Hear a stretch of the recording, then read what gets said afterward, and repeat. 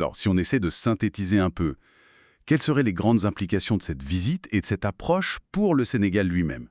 Pour le Sénégal, les bénéfices attendus ou espérés sont clairs. D'abord, une accélération de la diversification de son économie, c'est l'objectif numéro un. Ensuite, un renforcement au moins symbolique et peut-être réel à terme de sa souveraineté politique et économique. Et pour le développement? Potentiellement, un coup d'accélérateur pour le développement si les investissements se concrétisent et s'alignent bien sur la vision 2050. Et enfin, une consolidation de son rôle et de son influence en tant que puissance régionale en Afrique de l'Ouest. Si on élargit un peu la focale, quelles conséquences pour la Chine et pour la région ouest africaine? Alors, pour la Chine, c'est assez évident. C'est un renforcement de sa présence, de son influence en Afrique de l'Ouest francophone, une zone stratégique. C'est un accès potentiellement facilité au marché, peut-être à certaines ressources à terme. Et c'est aussi un point marqué dans la grande compétition géopolitique mondiale avec les autres puissances. Et pour les voisins du Sénégal?